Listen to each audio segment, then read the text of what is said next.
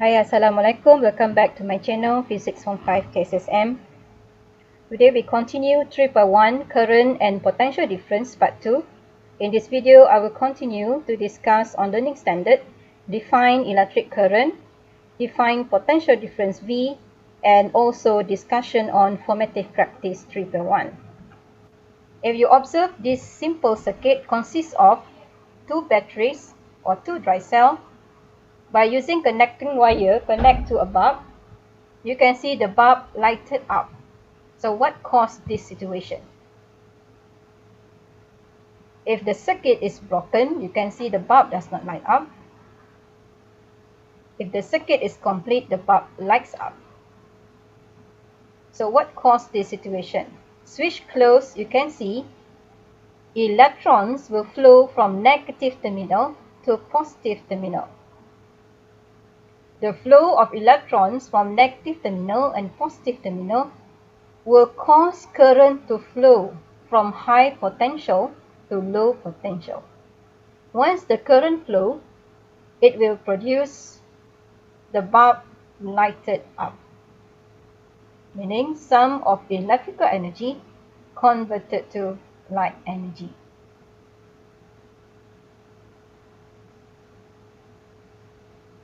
Okay, let's discuss more about current.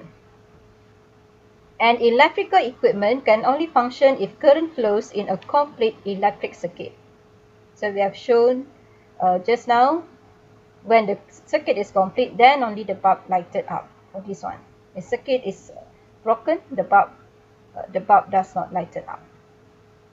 Okay, so what caused this situation? What caused the bulb to light up?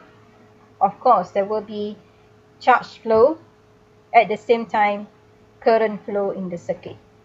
So there is a relationship between current and flow of charge Q.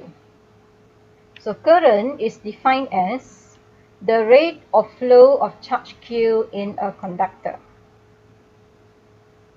So you can see for a metal conductor, it's able to conduct electricity because there are a lot of free electrons under the surface of conductor.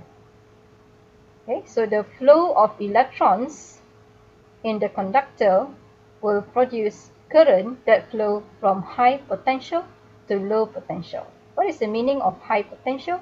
Meaning positive terminal.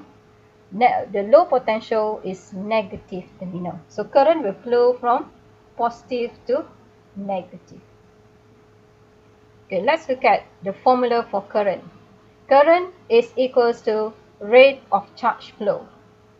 If Q is quantity of charge, T is time taken, thus current equals to Q divided by T, or from here, quantity of charge is equals to IT. I is current, Q is total charge, T is time. I hope you still remember what is SI unit used for current. Ampere, for quantity of charge, coulomb, for time taken, second. Thus the SI unit for current I is coulomb per second. Okay, coulomb second to the power -1 or ampere. Okay, so these two are equivalent unit. What is electric current? We look at again. We want to see or discuss about the direction of current flow in the circuit. Direction of current flow, we can observe it is from high potential to low potential. For electrons, it always flowing from negative terminal to positive terminal. Thus, direction of electron flow and direction of current are opposite.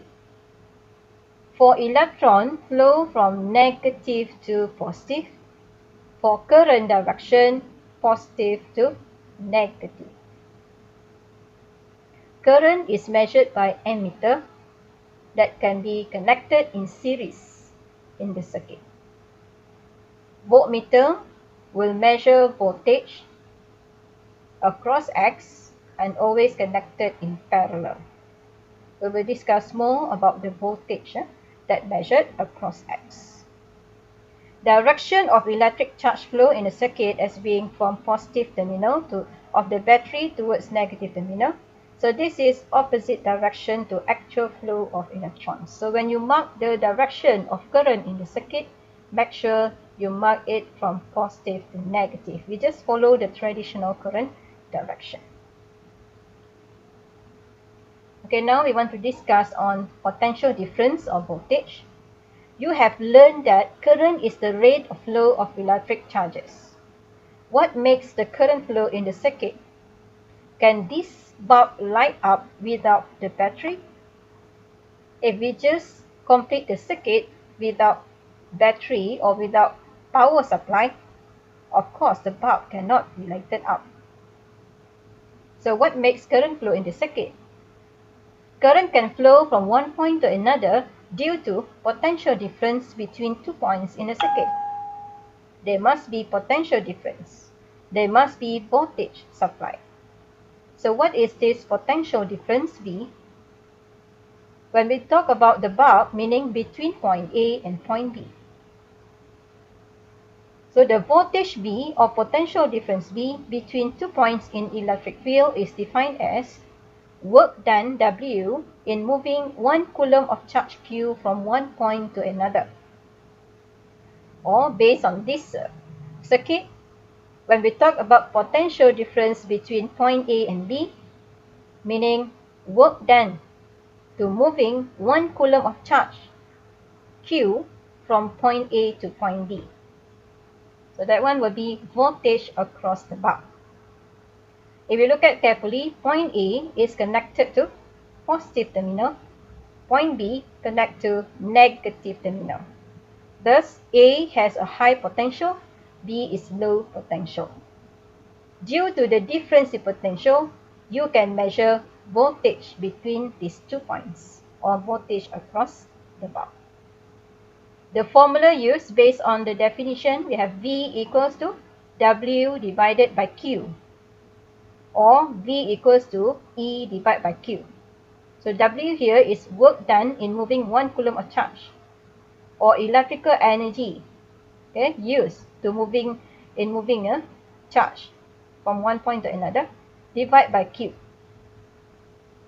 So the formula used for this one, SI unit for potential difference V is joule per coulomb or volt. Okay, normally we just use volt.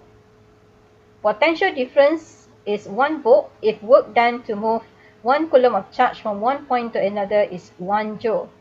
Meaning if you have electrical energy, use 1 joule, quantity of charge 1 coulomb, thus the voltage equals to 1 divided by 1 equals to 1 volt.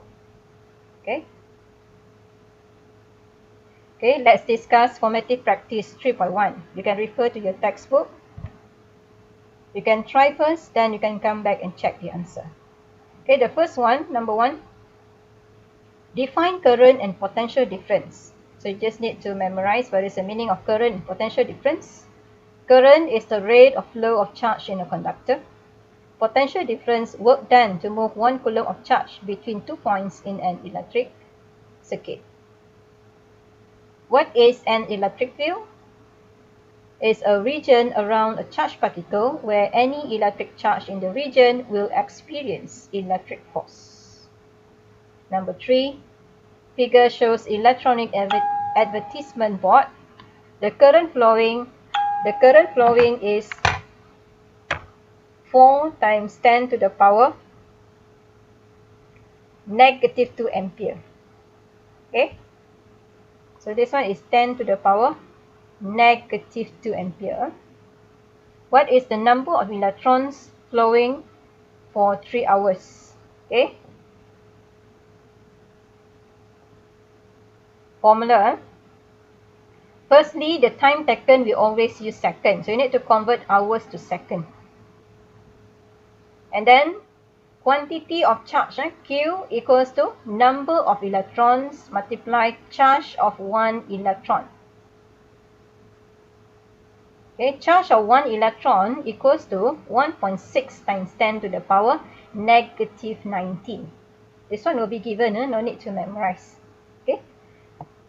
So based on this formula, Q equals to NE, we also discussed that Q equals to IT. So we can use these two formulas at the same time. Thus we get IT equals to NE. We want to calculate number of electrons E. I is given. T already calculated, already changed to second. So you just substitute. This is I, this is T, N, and this is charge of 1 electron. Thus, you calculate for number of electrons N equals to 2.7 times 10 to the power 21 electrons. Meaning when the circuit is remain switched on for 3 hours, number of electron flow is equals to this value. Number 4, a bulb level 3 volt 0.2 ampere was lit for 1 hour. Calculate electric charge. Okay, so what formula that we need to use? We have V, I, and T. So the time taken you convert to second. We are going to use Q equals to IT. I equals to 0.2 ampere. Multiply time taken in second. Thus we get 720 coulomb. Okay. B, energy generated. Okay, potential difference. From here we have 3 volt. Charge flow from the first part 720 coulomb. E equals to VQ.